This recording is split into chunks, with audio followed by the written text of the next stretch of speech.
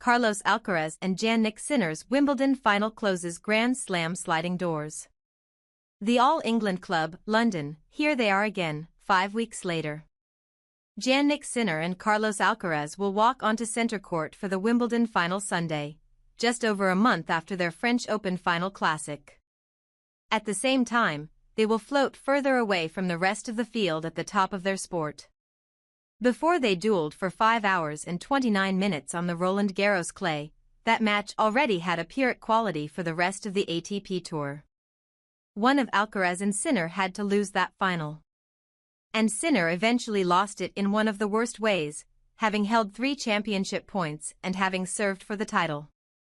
But as they rocketed ground strokes and fizzed across the red brick dust and carved out extraordinary angles, it became clearer and clearer that, in the grand scheme of tennis, neither player would lose that final, everybody else would, even the player best placed to be a bulwark against their rising tide, 24-time Grand Slam champion Novak Djokovic.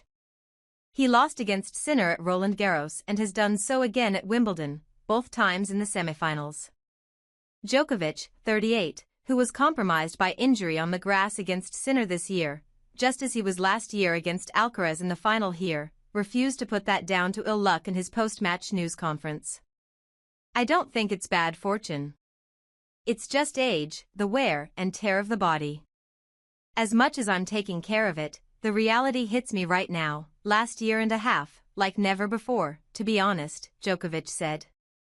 More than any other player bidding to disrupt their duopoly, Djokovic knows about the cycle that Sinner and Alcaraz are creating. When he, Roger Federer and Rafael Nadal were dominating men's tennis, the more they played each other, the better they became. When they came down from their stratospheric matches to face tennis mere mortals, they had been practicing on another plane. The others stood little chance.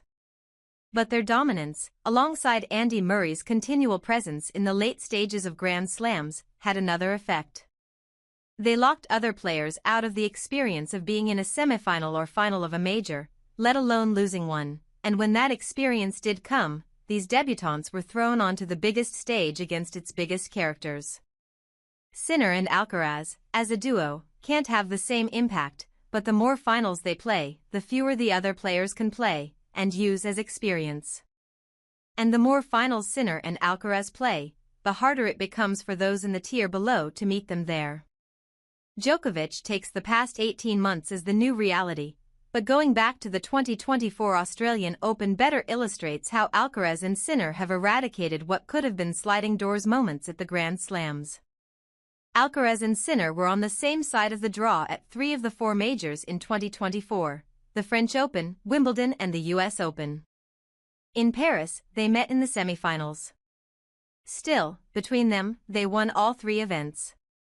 Djokovic's knee surgery weeks before last summer's Wimbledon meant he was not fully able to meet that moment. At Roland Garros, Alcaraz came from 2-1 down in sets to beat Alexander Zverev, and in New York, after the Spaniard went out in the second round against Botic van de Zandschulp, Sinner still surged to the title. In winning those tournaments, and in dominating the majors so far in 2025, Alcaraz and Sinner have eradicated that world of possibility. Their gap to world number 3 Zverev will be a minimum of 2,290 points when Wimbledon is over later today. If Alcaraz wins his 3rd straight title here, it will be 2,990. At the end of last year's Wimbledon, Djokovic was world number 2 in a Sinner-Alcaraz sandwich, with Zverev only 1,000 points behind the Spaniard at number 4 in the rankings.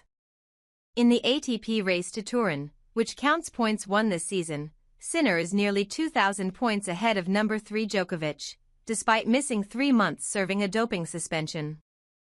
Alcaraz is 2,240 points clear of Sinner.